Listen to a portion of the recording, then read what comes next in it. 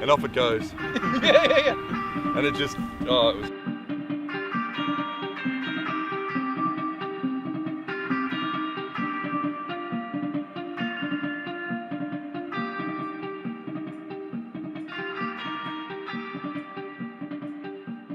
Well, Pat and I got together at one point and decided we had some similar ideas and wanted to create something, so we got a group of people together and had sort of lunch somewhere and started throwing out our ideas, and 4 people stuck, and we eventually sort of started sitting down and meeting about what we wanted to do, and made this collective up of people, and that was that ended up being 3 of us, and then it's now become 4 of us again, and we had started to create Nullarbor and to create some commercial projects to help pay for Nullarbor, and then now we're a sort of an entity that sort of sits there with Nullarbor and whatever other projects that happen to come up or we finally get off the ground.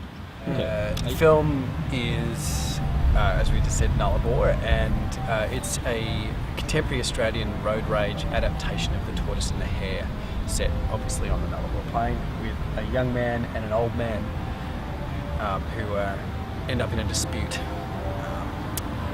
We've kind of tweaked the ending a little bit. We don't stick to the fable.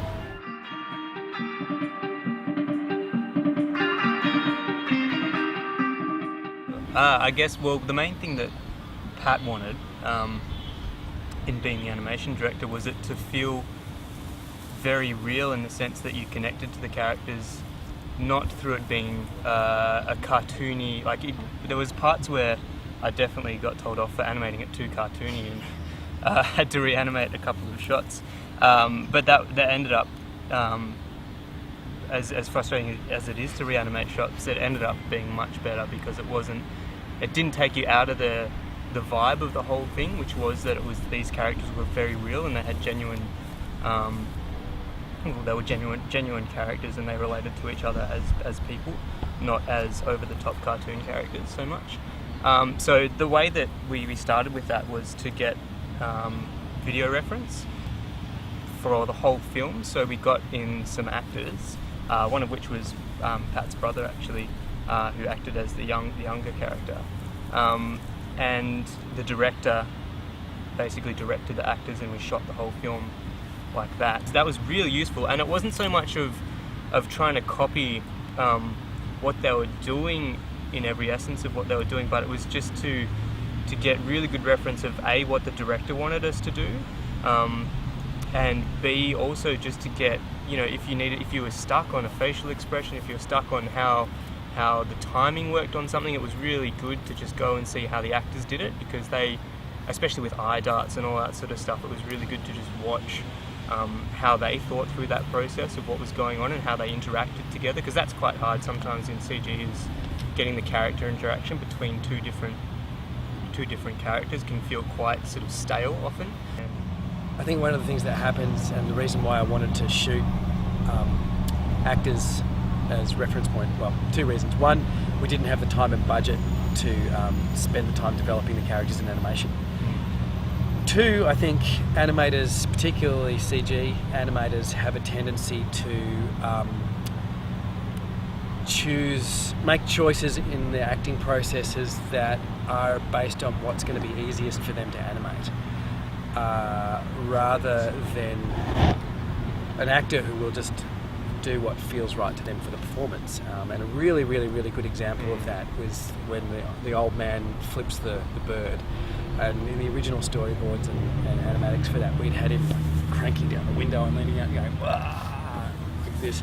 And when we shot it with the actor, he was sitting in the car driving along like this, and he just kind of glanced over. And it was so much better. But it's not something that you'd really think to do of as an animator, because you always want to make stuff big. And that was one of the real challenges with the old guy that we didn't think of when we designed the film, because we tried to design it as economically as possible. It was so hard to animate because everything he did was nothing more than the absolute necessity. So he'd never expend more energy than he had to do something. So there'd never be a big anticipation and a fast movement. I think he does one thing like that in the whole film. And it's incredibly hard to get the physics of slow movement right, and then to lay a character and story over the top of that was a huge challenge. And the acting reference that we had really helped us to find that sweet spot.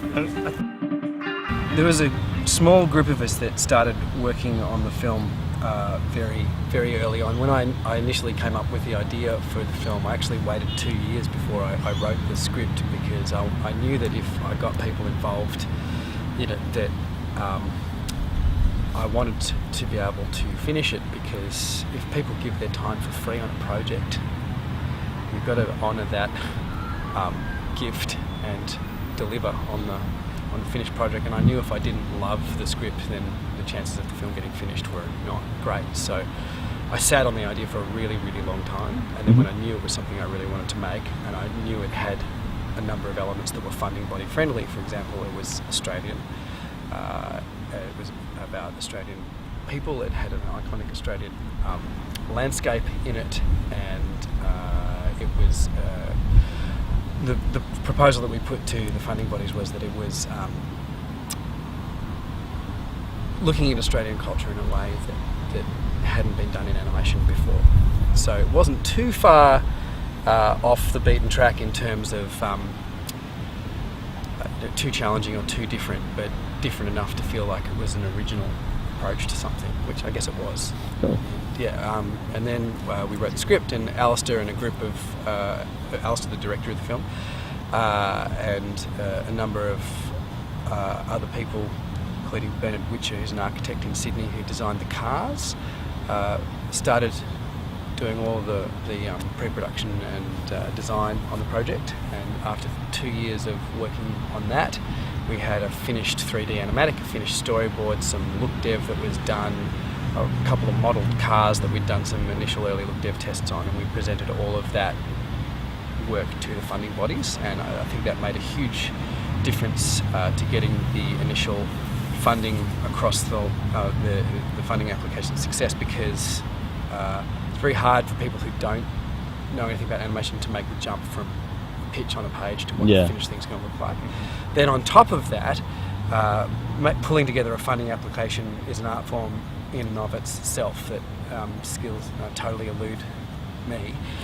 We had the amazing Katrina who has a huge amount of experience in this area, and she pulled together a phenomenal application out of all of the crap that we'd written and made and presented it, and it all came together from there.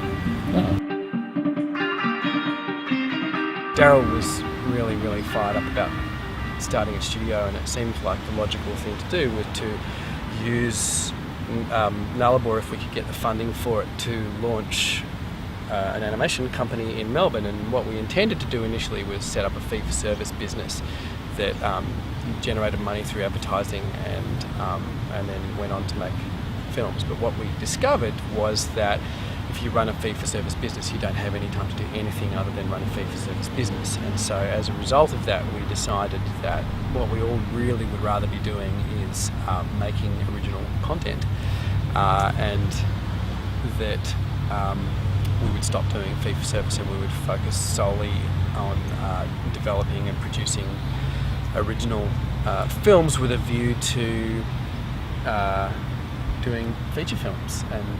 And to do that, we basically shut down the physical entity of Lampshade as it was, and we all went off and did our own things to make money and to help our families survive, which is obviously a very important thing. And then we still stay in touch, we still work on things together, and we concentrate on getting the next project off the ground so that we can get the band back together and do that. I suppose, like in a way, Nullarbor is our test case for that business plan, because it was originally conceived as not a standalone piece, as something that, if it was successful as a short film, could work as a standalone piece, but could become part of something, a pilot for something that was a much bigger project. And what we're working on at the moment is making that conversion, is getting a script together that will take that film from it.